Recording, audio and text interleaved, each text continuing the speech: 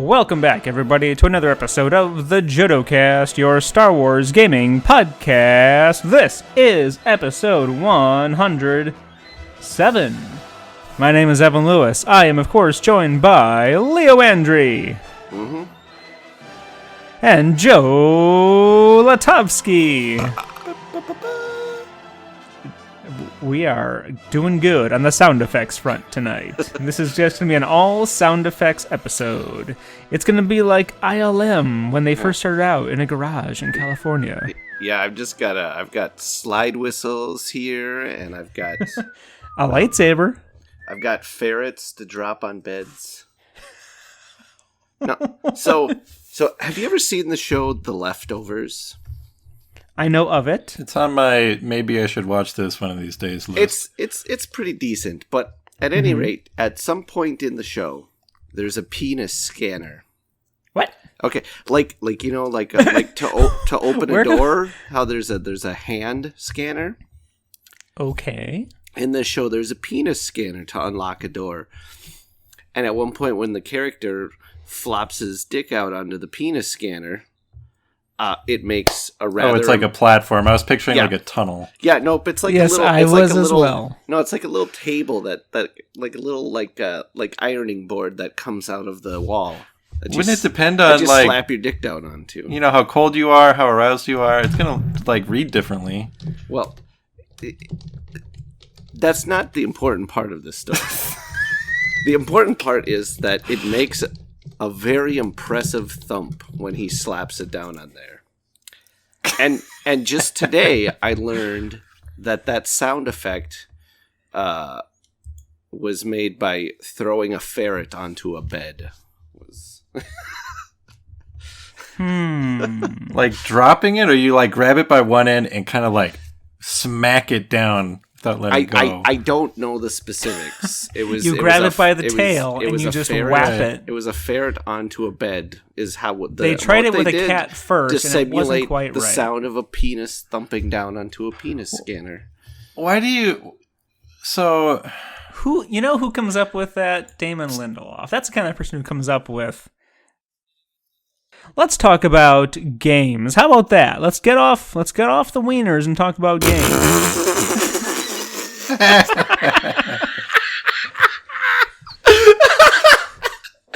Oh, phrasing. Is that the new catchphrase tagline of the show? There are no accidents here. There are no mistakes, only happy accidents. So, let's talk about what we've been playing. I'll go first because it's Legion. And I did resubscribe to the Old Republic. So I will soon be working my way through. I think I've got like 5 or so game updates to get through before I hit Onslaught. So I already know some of the story points, and one of the heroes is going to be a bad guy, but I have prepared myself for that eventuality. Didn't you play through Kotet and stuff already? I mean, I got to the point where we won the day at the very end of the main campaign of Kotet, but then there were all the updates afterwards that continued the story that I did not do. Like the Umbara was a whole big thing, wasn't it? I don't know. I didn't. I after I beat the story, after Kotet was the second one, right? Yes. Two? Yeah. Coffee was the first one. Yep. After I beat the story, I unsubscribed again. So. Yeah, they came out with one of the game updates was a continuation of the story, and a big chunk of it was on a train on Umbara, and it looked very cool, but I just wasn't in a position to jump on board again. Yeah. But looked very cool, and of course from the beginning, so I can make a Nautilin. Oh yes, we are gonna all start fresh together, right? Yep, that's the plan. And we're all gonna be bounty hunters. Sounds good. No, we're not. I think we should. I like it. That's just my plan, and I'm gonna be a bounty hunter whether you guys are or not. I downloaded the game. It's installed. I haven't turned it on yet. I haven't played it since I don't know, years ago when I played it for like 2 months. But I'll get to it. It's installed. Yay! Speaking of things I'll get to, I have played some Legion, and I picked up a new game that I haven't played yet, but I'm excited about and feel like talking about. I found a old card game from 1983 at a secondhand bookstore type shop. It's just called Return to the Jedi, the Play for Power card games. 5 games in 1. And I'd never heard of it before, so I picked it up because I like collecting weird Star Wars board and card games. And it might be okay. I read the rulebook. Sounds like it could be not terrible. Like, have you ever played Hearts or Spades with regular cards? Yeah. Well, Euchre is the official card game of Indiana. It's judging by the rules, some of the games seemed like Spades mixed with War and some other hijinks, and Spades mixed with Rock, Paper, Scissors, and which is hard to, like, you're throwing down cards and whoever gets the higher number gets to take all the cards for their score pile, but if you play a red card, that'll always beat a black card. If you play a black card, that'll always beat a green card. If you play a green card, that'll always beat a red card. So there's like a little circle of what suit beats what. And there's some other like bluffing and manipulation in some of those. So I'm like, this could actually be an okay card game because, you know, Spades and Hearts, and that is a decent game. So it seems like that, but with a few other twists thrown in there.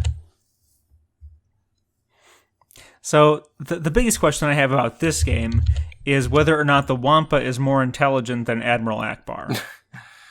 No Wampas. Oh, that's the other thing I noticed about this game. There's 2 decks for these other games, the 5 games. One of the deck actually has some neat artwork for all the Jabba's palace aliens and creatures. The other one has really bad artwork that you'd expect from a 1983 Parker Brothers card game. But no Wampa. Aww. Sad Wampa. No Wampa hole either. Nope, no holes for the Wampa. Hey, whatever happened to the Wampa hole Twitter? Is that still a thing? Yeah, I don't know. I think that they might have only been, like, sustained, like, every time we mention them. Like, people believing in Santa, in the Santa Claus, he fades away when people stop believing. So, as we've mentioned the Wampa hole less and less, that person kind of faded away. Well, apparently we need to bring it back. I'm taking it back. Hold on to your Wampa holes. We're coming back in. That'll be the title of this episode. Okay. I think, Leo, you got to... what is happening in Patron Chat? Leo, what have you been playing? I don't want to look at Patron Chat anymore. My eyes! Damn your eyes! Too late. I don't even know if I've actually... Well, I guess I've played a little bit of The Old Republic, but other than The Old Republic, I don't know if I've played anything. I've played the Hate Assembling Droids game. That sounds like a great game that I can't wait to try. Yeah, you try and then we'll talk about it. I am eager to, although having inspected the plastic, I am less than thrilled. So the plastic is not the superior quality they were telling us it would be? Is that what you're saying? I am saying, and we will have a much deeper discussion about this later, that it is not the same quality as GW plastics. Like, it's halfway between the soft plastic that FFG has traditionally used and the Citadel miniature plastic. So, but that's a conversation for another day, just like Neverending Story. All right, so if we are caught up on what we've been playing, because usually that takes us half an hour to get through, but we spent most of this half an hour talking about penises, we're going to do another Tales from Imperial Assault. And this time, we are tackling the Return to Hoth. Cue the music. Dun dun dun dun dun dun dun dun dun dun dun dun dun dun. That's that like snow speeders going into battle music. Oh, I thought we were going like the plate spinning music. Plates? Yeah, you know the What is happening? Dun, dun, dun, dun, dun, dun, dun, dun. No. Okay, well, it's irrelevant anyways. Dum, dum, dum, dum, dum, dum, dum, dum, dum, dum, dum, dum. Hoth music. There, that makes it clearer. Great. I'm so glad we did this. So, if you somehow did not catch our previous episodes of Tales from Imperial Assault, here's what it is. We love Imperial Assault here. And previously on Tales from Imperial Assault, we looked at the core set heroes and the main villain, and based on their cards, their actual like character cards and their specific missions, we basically did a fan fiction creation on the air because it's just too much fun, and they gave us, in my opinion, and I think in our collective opinion, rich characters that just deserve... The art design for these characters is so good. Every time I look at them, I'm like, these guys should just have their own little comic series. They should. Like, I want to know how this group, like from the core set, came together and the missions that they go on together. And yeah, I think it's great. I think the stories that are in the missions themselves, like the actual character missions, are really cool. And I think they lend themselves really, really well to their own little FFG Star Wars universe that I think is one of those things that we like so much about Imperial Assault, that it is its own little side Star Wars world. At least I like that about it. It's not just the same characters that we've been seeing for 40-something years. It's not stupid old Han Solo or Luke Skywalker. They're there too, but they don't take center stage. The original characters take center stage. And of course they are archetypes, or I should say they are based on the Star Wars archetypes. So this time... And we're going expansion by expansion. Yeah, so we've done the core and Twin Shadows. So if you didn't catch from the catchy intro music, we're doing Return to Hoth, which features 3 heroes and 1 villain. Yes, indeed. And rather than like we did last time, where we ended with the villain, we're going to start with the villain this time. And so each expansion, each big chapter of Imperial Assault has basically a main villain, a named guy that you face at the end after you've done all the other missions. And in this case, it is General Sorin. And he looks like a General Veers wannabe. Yeah, pretty much. I feel like, so immediately what stands out to me is I feel like he's probably gotten this position not on merit, but on like, you know, who his uncle is or something. Because he's always been a really boring piece in the game, and he's always felt like he's very bland to me. So I feel like his status should also have a unremarkable like backstory. Like he's just like kind of weaseled his way into his position. Mm-hmm. Maybe he is smart, but he didn't like thrawn it and work his way up. He's just like, anybody got uncle? I see there's a new slot for general opening up. It's like, yeah, whatever. You can have it. Well, and one of his abilities is choose an adjacent friendly figure. That figure may interrupt to perform an attack. So I feel like he's always like, actually, he's one of those guys. His his card is made kind of to synergize well with droids and vehicles. So maybe he's preferential to, maybe he's rather antisocial and he'd prefer to work with droids and like the armored divisions instead of troops on the ground. So he's the one that at the Imperial Academy, he was the quiet kid off by himself. He got perfect grades. Like, he aced the tests, but he never went like out clubbing with the kids. He liked playing tabletop strategy games and not hanging out with people, because people who like tabletop strategy games are obviously pretty losers. But he probably programmed droids to play tabletop games with him, so he wouldn't have to talk to people. Maybe he invented Tabletop Simulator in Star Wars. Yeah, he doesn't have a whole lot going on. There's not a lot to go off of with this guy. There is not. At least with General Wise, like we knew he was super overcompensating. Right. This guy's... he's He's got super vehicles and droids, and undercompensating. his subtitle is Vicious Tactician, but... I mean... What else is it? That's it. That's all he's got. He has nothing else. We came up with better for the Stormtrooper captain last time. I like to think he's not bad at his job, but he got there not on his own merit. And so he's, trying his hardest to prove to the people who are, under him that he deserves to be in his position.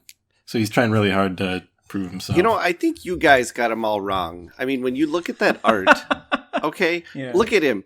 He's standing out there in the front. He's like on the front line of this battle line here. You can see other troopers behind him, vehicles behind him. And a probe droid. Yeah, and a probe droid. And he's out in front like, come on, man, let's go. I didn't say he was a coward. I said he... You know who he is? He is the Han Solo's commander on Mimban.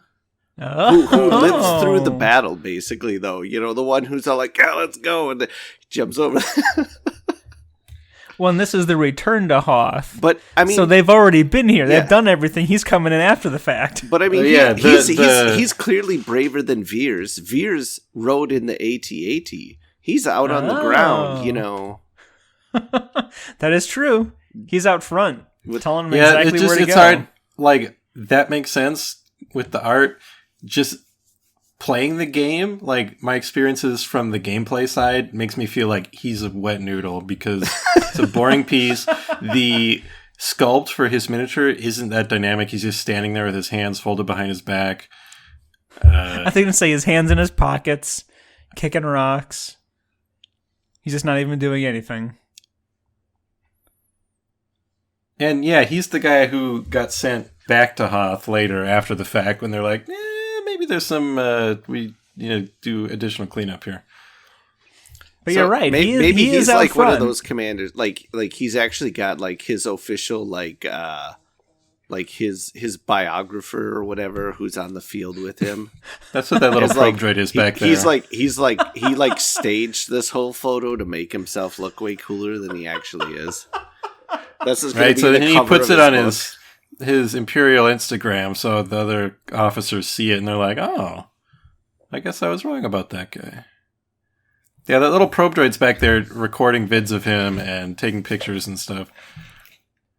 Vicious Tactician is probably his Twitter handle, too. At Vicious Tactician. Yep, Spacebook, the official social media of the Empire. Alright, so General Soren is a book-smart guy who doesn't get any credit, and he has to go in after the fact and take some selfies when he goes to the already cleared out rebel base. Good for him. Let's hop over to our heroes. Yes, let's. Let's start with Verena Talos.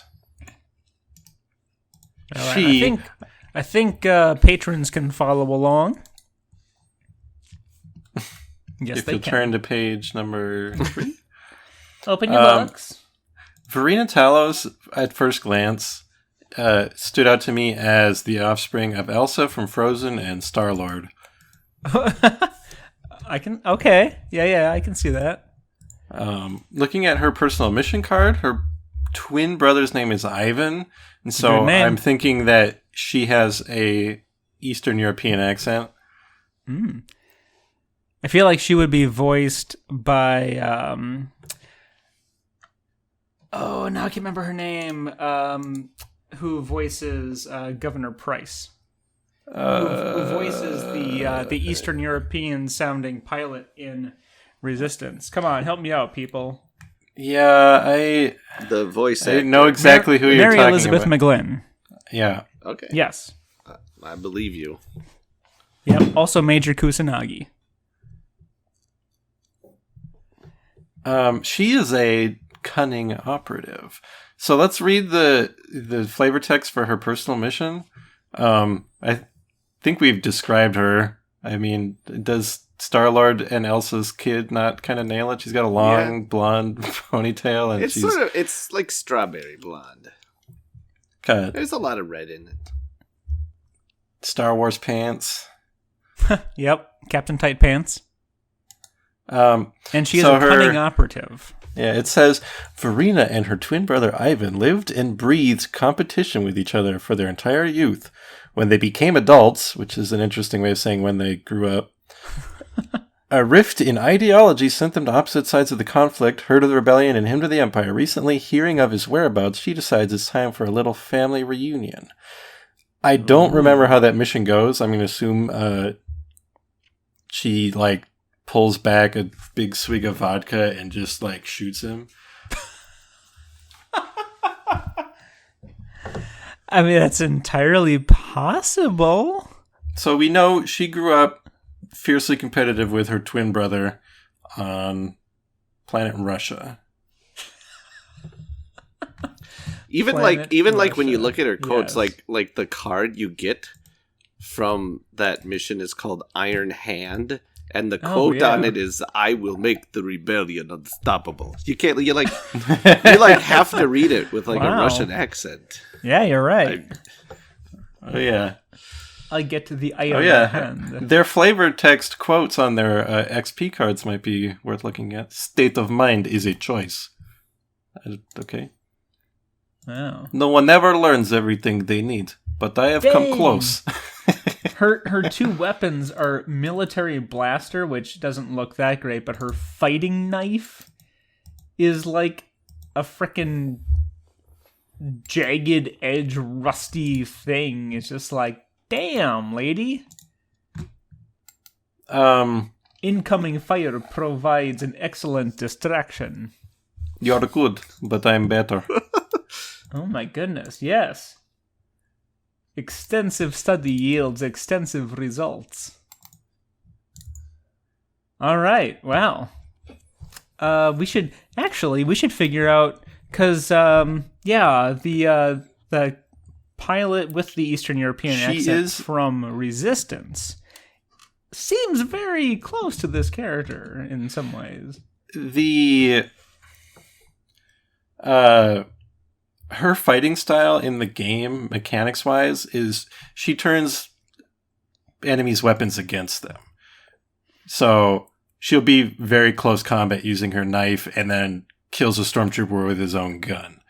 Or a wampa with its own paw is thematically what might happen.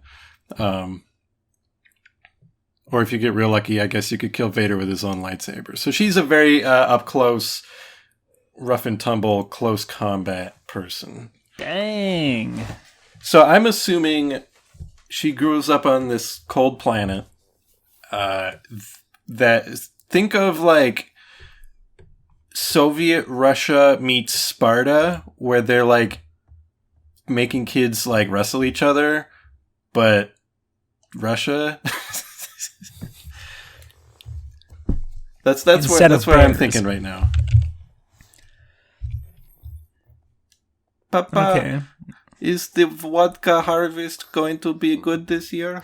No, my child. In my mind, she's from the planet Rusan. which is Okay. like the planet, the Star Wars planet that sounds closest to Russia. I can think All right, she's from Busan. There you go. So she was competitive with her brother, but I guess she decided to be a good guy. So Apparently. what would happen here? Maybe the Empire comes to her planet and starts doing jerk stuff, and Ivan's like, jerk stuff looks cool. Gotta be powerful. And she's like, maybe they shouldn't have shot Babushka. I don't like it. Maybe he turned her in. Ooh. I feel like part of, like, some of this could be a lot like Lost Stars. That's what it is, Lost Stars. I had to go through, like, Twin Suns, Lost Stars. There we go.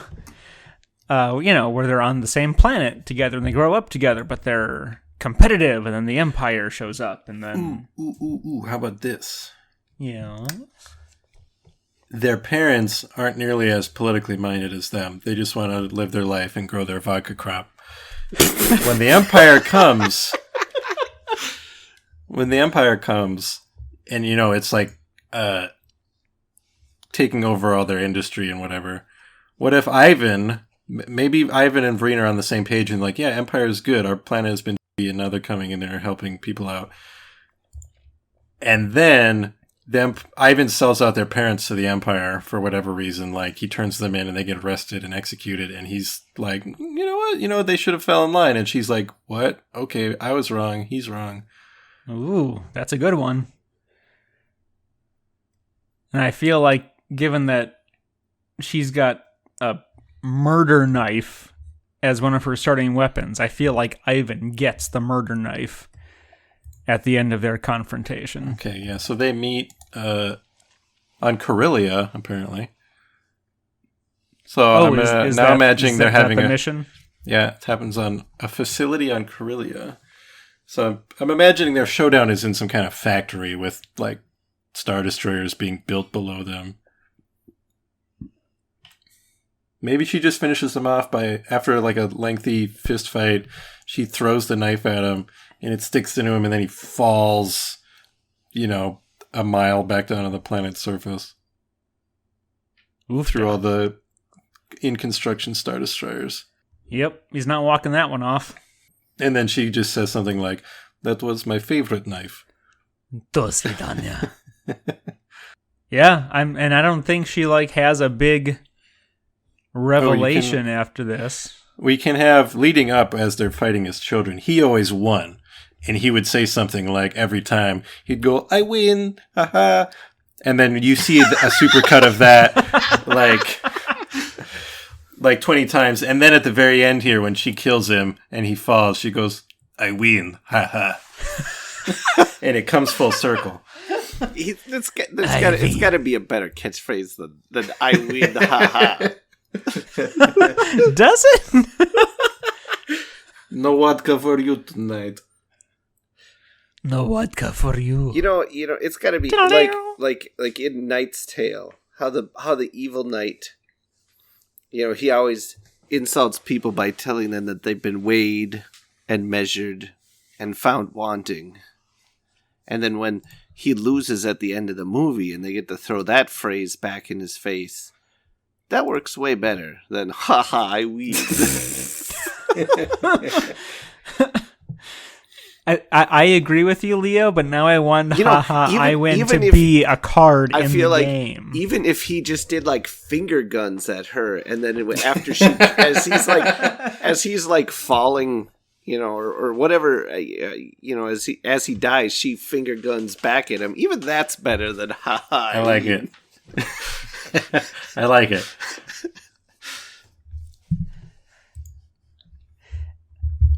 And then she just goes back to the rebellion and carries on, and everyone's like, "Why are you so happy?" I feel like she would be the same. Every time someone asks her that, she says, "Haha, I won." I feel like she also wouldn't really tell any of her coworkers that her life story. No, I don't think so But- either. So she grows up on planet, competitive, always losing to her brother. Empire comes, makes things better until her brother sells out their parents to the Empire. She realizes, okay, Empire sucks, my brother sucks, joins the rebellion, blah, blah, blah. Meets him on Corellia, beats him, the end. That about it? It's a classic. Haha. Eileen. That's our next t-shirt. Available in stores near you soon. Who's next, Joe? We've got Loku Kanaloa. Cantaloupe. Loku is a Moncal who's a deadly marksman, is his subtitle. He has a blaster rifle. It's called an all-weather rifle. The art from Loku has been used in Destiny for the IQA blaster rifle. It's also in it is in Legion also, isn't it? For the is it the Overwatch card? Yeah, I think That's so. his mission, the constant vigilance, is Overwatch. Oh yeah. Sorry, yeah. His mission card is. So we were saying before we were on the air officially that I feel like he is already in Legion because there is a Moncal sniper in the commando box. Mm-hmm. And it's the same art. Let's read the flavor text from his mission, which is location is Mon Eron, Eron. I've never heard of that planet. Is that a planet in the Moncal system? Or is it a city? Like Let's on Mon find out. Mon Eron was a terraformed planet in the Calamari system. It was orbited by 2 moons. It appeared in the Old Republic, in a Clone Wars thing. It's Legends, by the way. Hasn't been in very many things, but... so before joining the rebellion, Loku performed several missions as a member of the Moncala Special Forces. Recently, he received word that several of his former brothers-in-arms had been captured. They're being kept in a holding area, and little time remains before they're to be transferred. So, he's always been in the military? Mon Calamari sniper? Maybe he grew up with Princely Char. Yeah, they were best friends. Let's check out some of his quotes on his XP cards. His armor is weak at the neck. Aim higher. Go now. I'll keep you safe. You can make it. These aren't very good to work with. Well, let's take a look at Battle Vision, his reward for his personal mission. He says, if you clear your mind and focus, the battlefield will open itself before you. That's some straight fortune cookie nonsense. Yeah, we all use the same battlefield. Here. Some use it better. Sometimes study isn't enough. You're forced to learn on the fly. Yeah, that's, again, fortune cookie. Sounds like somebody Prince Lee Char would be really inspired by. My knowledge is your weapon. He's a team player. He's a team player. Yeah, I suppose. Although I guess he's also he's apparently a little bit cocky too. He says we all use the same battlefield, but some use it better. Ooh. Maybe he's like the. I feel like most like I guess I've obviously not been in the military, so I can't say for sure. But if there's one thing I've learned from TV and movies, it's that if you get in the special forces, you're probably cocky. Like it seems like almost all special forces people in movies and TV are cocky, except for the one guy, and then their cockiness leads to their downfall, except for that one guy who then he survives and has to complete his team's mission. Trying to decide if I think he's cocky or not. You're not wrong. Does he have some sort of little quip right before he shoots every time, like that guy in Saving Private Ryan? Like, Ooh. may the shellfish of the deep guide you.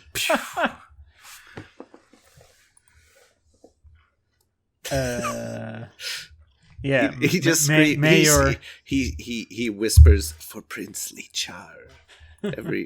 King now, I guess, maybe by this point in history.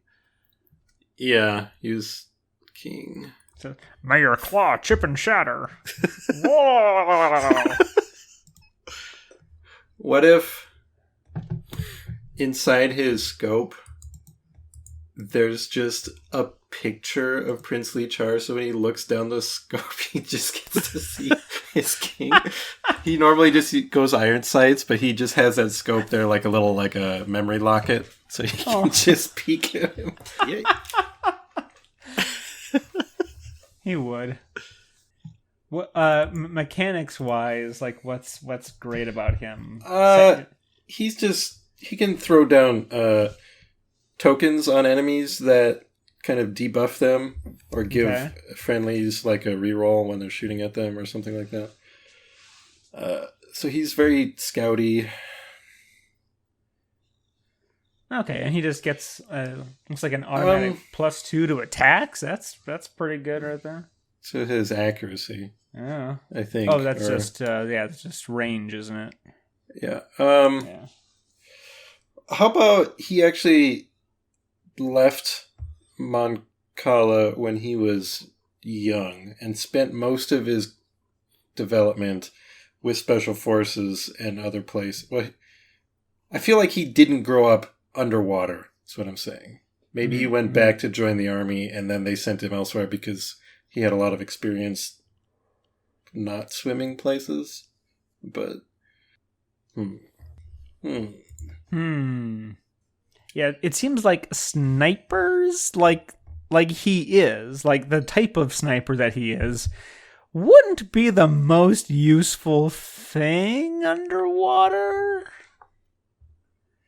It seems like he was farm raised, you might Maybe say. he was raised by a different species, and they were like, now here's how to shoot a Yogan fruit off a moof's butt. I mean, 300 meters. They fire lasers underwater in the Mon Cal episodes in Clone Wars and stuff. But like super long range sniper rifles? It seems more like they would be trained in harpoon shooters. Yeah, but a laser's a blaster bolt's gonna fly a lot further than a harpoon. I suppose. So if he was raised off-world, was he pen pals with Lichar? Oh, absolutely. They probably were tadpoles together. And then he got taken off-world when he hit a certain age and trained in the deadly surface ways of combat. How about he doesn't look old enough to have been a tadpole with Lichar. Yeah, I guess Lichar's kind of middle-aged to old during the Civil War. How about he was in the Mon Cala Special Forces. He grew very close to his comrades there. Then he the war broke out, and I feel like something has to happen where he's separated from them and just being a super badass, like Punisher type guy on his own. And then he finds out his former comrades have been captured, and by this point he's met up with the rebels, and he's like, we gotta save them. And they're like, you're a loose cannon. He's like, my cannon is tight.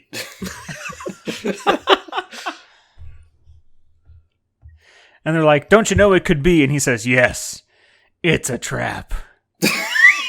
And he puts on his sunglasses and he leaves. I kind of like the idea of him being ex-Special Forces and being like a Punisher type vigilante taking out like Imperial officers and stuff. And then he gathered enough heat from the Empire that the rebels were like, oh, let's try and tap that guy for recruitment. And he was like, hey, can I recruit myself? Yeah, And they're like, I we were don't about know. to ask you that. But I that's not really the feeling I'm getting from any of like those quotes on his card, though. Like a lot of those quotes, there's the ones where it's like, he's all like, "Go, I'll keep you safe" and stuff. Like it's like almost like he like sees his role as supporting his team and stuff. True. I feel like he's not a lone wolf. He's a team player. That's a very good point. Maybe that's why he, takes a turn and has to go like gung ho loose cannon to get his friends back. Like he's the guy you can depend on, but then he gets word that his old outfit has been captured, and he's like, I have to go against orders. I'm sorry, but I don't have any choice. So at one point, he was in the Von Kala Special Forces. Then he joined the rebellion. I want to know how he got from A to B. Well, I mean, because the Mon Calamari have always been active with fighting the Empire. Yeah, I was gonna say. I mean, huge chunks of the Mon Calamari joined the rebellion, though. He probably, maybe his unit kind of got dissolved once they kind of merged into the Rebel Alliance. Yeah, or maybe that's what it is. It's like his unit was dissolved under the Empire, and so having no place else, he joined up with the rebellion. Okay, I dig it. Good. And then he was just kind of the support sniper guy who had he wasn't like super emotionless and stuff, but he also wasn't like super charismatic. He always just had these dumb little nuggets of wisdom that most people were like, yep. I think it's because he always felt like he was better and knew more than the rest of them. So I think everyone else always kind of thought he was condescending to them. Because he had been in the Special Forces for a long time. Some people he is working with, were ex-stormtroopers. A lot of them were just somebody off the street who wanted to make a difference and didn't have any training. So he was like, I'm better. But I'll help you guys. He probably said to Varina one time, if you do not master your rage, and she said, your rage will become your master. That's what you're going to say, right? He was like, not necessarily. And then he kind of grumbles on. Something about traps. He has like a paper book that he reads, and everyone's like, what? And it was like somehow written by Amon Kala, and it's even weirder because it's not waterproof. It's very much not waterproof. It's like the most hipster way to like consume media. Oh my so goodness. Does he or does he not have some weird saying every time he takes a life through his scope? He has to. Something super bland, though. May the currents guide my aim. Every time he gets a headshot, he's just like bingo bongo. Booyah! And shellfish we shall be, for to be my king to thee. All right. I think we're good on him. He's allowed. Next. Okay. Yeah. Nope, that's it. All right. Now we got to get super creative because we're dealing with MHD-19, who is a 2-1B medical droid. And a loyal medic. Yeah, so this mission I remember well from having played it. When I played this campaign, I was playing as MHD. He's a healer, obviously, medical droid. His mission takes place on Trohar? Let's look this one up. Trohar was a planet located within the Coin system of the Outer Rim Territories in the Elrude sector, covered in methane ice. Elrude. So the officer... Isn't that like the name of the dragonfly in Rescuers? Evan Rude. Yes. So the officer on his mission card, it reminds me of the guy. He looks almost exactly like the officer in A New Hope, who Oh yeah, who the is, scanning. the scanning officer guy who's all like, we detected nothing on board, sir. What are we paying by the laser? And he failed that job, obviously. So before Got Death Star sent off even to blew up, Trollhar. yeah. The guy in this art looks terrified of this droid. Well, So yeah. MHD-19, once in forced servitude, was liberated several years ago by a man named Draylin. And the droid has been fiercely loyal to him ever since. Draylin has since become a rebel operative and was captured on his most recent mission. MHD-19 is now being called upon to return his favor from years ago. So, for whatever reason, when I played this mission, the story popped up that, we were just making up as we were going, that Draylin actually did not go missing. He was creeped out by how obsessive MHD was. And he was, trying to get away. And because MHD is overly obsessive and in love with him. And he's just trying to maybe if I go on a mission and go missing, I'll finally be rid of him. But no. So maybe that guy in the officer uniform is actually Draylin. him. He's like, please don't find me, please don't find me, please don't find me. I've come for you, master. Now we can be together. So I mean, I will heal you. His story is kind of weird. He's all once in forced servitude. I mean, doesn't that really describe every droid? Yeah, pretty much. Maybe he was. Unless you're a free droid, and then you're was he actually an emancipated droid? He probably worked at a nationalized hospital where they forced doctors to do stuff like slaves. Oh yeah, just kidding.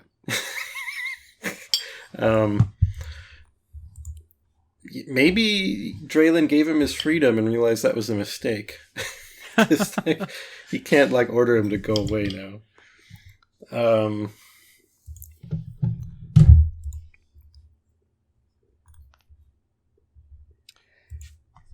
Let's see.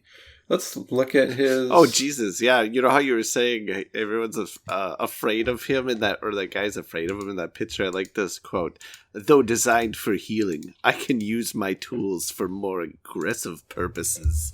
Oh my gosh! Yeah, so we have a healing droid, but has a gun and he'll kill fools. So. Oh, and his reward for completing his mission is the system upgrade, which looks like it's a +2 health, and then you can go search for a medical card. And that's kind of it, not really any sort of super special, big character defining thing there. The combat override card, his quote is, "I will do what I must to protect my fellow soldiers." And Field Surgeon says, "I will not allow you to harm my friends." And some of the other ones are a lot more bedside manner-y. So I almost feel like he's a very polite medical droid. And then every once in a while, he'll just kind of, a switch will flip and he's just murder man. And then it'll go back and he's very polite and he's ready to give you a Band-Aid.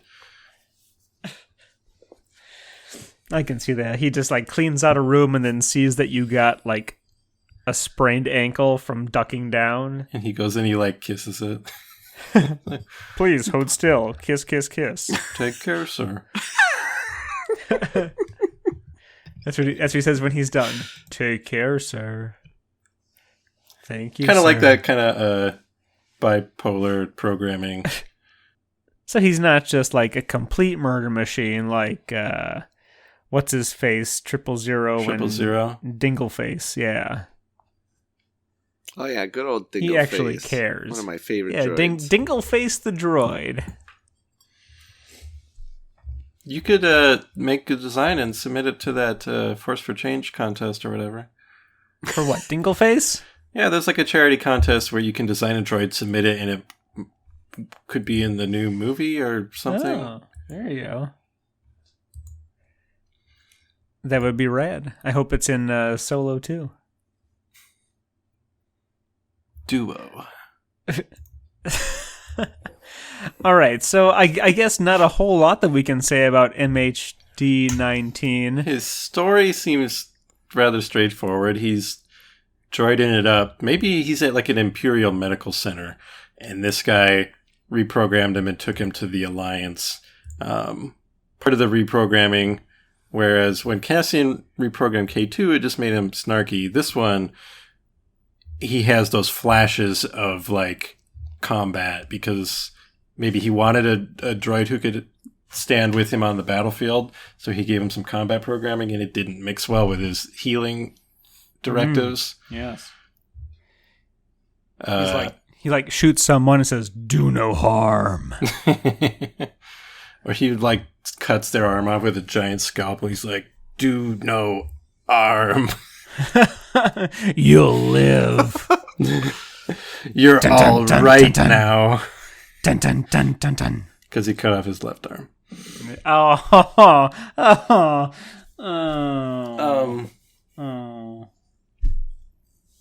So the real question is, how the heck do these three team up to take on Soren? Last thing I'm thinking about MHD is he does find Draylen, and maybe Draylen is tied down to an interrogation table, and there's an Imperial officer in front of him. So Draylen's point of view, you see this Imperial officer in front of you on the table. The door is behind that guy you can't see. The door opens up. The officer, like, something really terrible happens to him. Like, his skin starts to boil, and then, like, it melts off, and he falls over. And, you like, Draylen's like, holy shit. And then MHD is standing there with, like, a syringe that's, like, smoking, and his eyes turn from red to white, and he goes, "Master, good to see you." And who voices him? Who voices MHD-19? I feel he's got to have a B-level celebrity voice. Nathan Fillion? Patton Oswalt. I love it. Ooh, even better. Yeah, I go with Patton Oswalt. Perfect. Love it. Print it. I don't remember the exact reason why in Return to Hoth they go back to Hoth. Let's see. Why the do they Rebels' go back base to on Hoth? Hoth has been discovered by the Empire as Imperial walkers descend on the surface and the last transports flee. A few heroes of the rebellion step forward to protect a colony of refugees. Little do they know that their heroic actions will eventually lead them back to the very place from which they fled. Okay. What? That's not... Mission, story missions, white noise. With the Empire turning over its done search for rebel refugees. I don't remember. It's after the fact, and I think you are trying to protect a settlement of refugees, and at some point you go back to the abandoned Echo base, either to like scavenge for more supplies or to like relocate the refugees there because maybe they'll be safe there? I don't remember. I think they're just in the Rebel Alliance and they get picked to do this job and they run into Soren. There's not much more to it than that. So they're like, all right, we need to send an elite team back down to Hoth to take care of these folks who got left behind and are going to get hit hard. I don't think they got left behind. They're somewhere else besides Hoth, and somehow the story gets you back there. Okay. So they're somewhere else. But whatever the case is, they got to go back to Hoth to do some stuff. Mm-hmm. That's where they find Soren taking selfies in front of the abandoned rebel base. Plug some Wampa holes. Okay. That's it. They just gotta go plug. That's it? Plug All right, holes. great. They're just plugging holes. Terrific. Wow, this is a riveting story. This is the final chapter of this novel. This anthology novel, Tales from Imperial Assault, And then Return to Hoth. Soren shows up. He's like, "Hey, stop plugging those holes."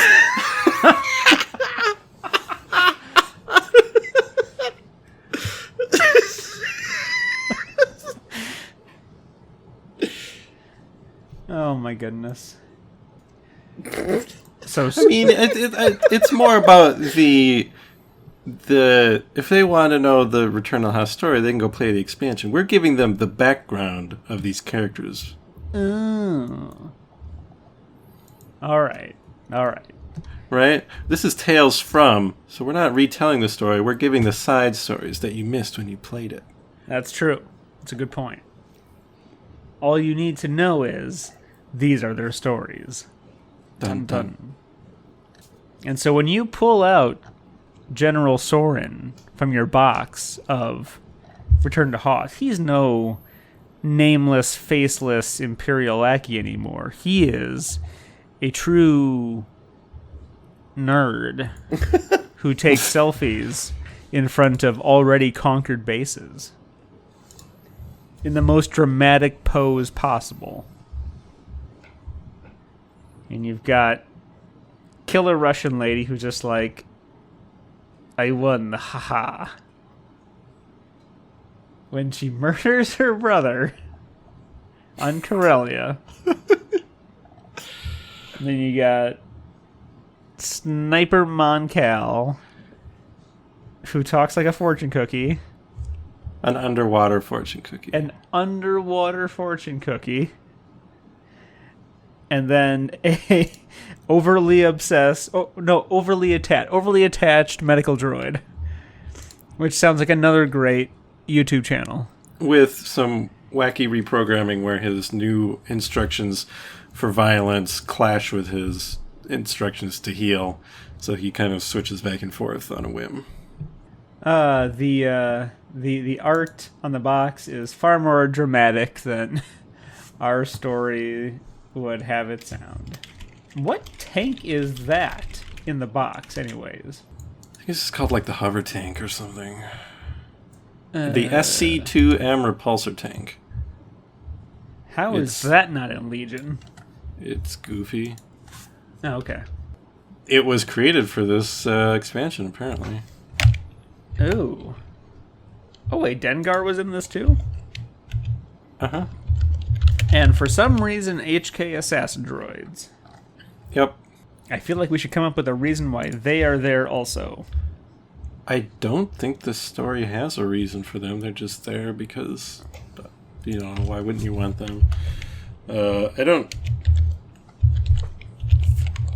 know. They're just... Maybe they were frozen in the ice during the Galactic Cold War. Yep, that'll do it. Perfect. Oh, and I guess Leia is also an important, an already established character in this story. So maybe the team is sent to protect her. I don't think so. She probably shows up for one or two missions in that campaign. Okay, well, she's listed as a card in the game. Yeah, the Leia expansion came out with that wave, and she appears in the campaign. But, like I said, I'm concerned with giving these characters individual stories and backgrounds. All right, I want to figure out why they're there and why they're together. That's what I go play the Hoth campaign then. That question has a real answer, so I'm not going to make up one. All right, fair enough. All right. Well, I think that's it then. I think we've covered our heroes and our villain, and that's all that needs to be said. And it's time for us to say adieu and have a good night, and hope you enjoyed this return to the official JodoCast fanfiction of Imperial Assault. Keep the faith, my brothers and sisters. Imperial Assault will never leave our hearts. Imperial Assault will be with you always.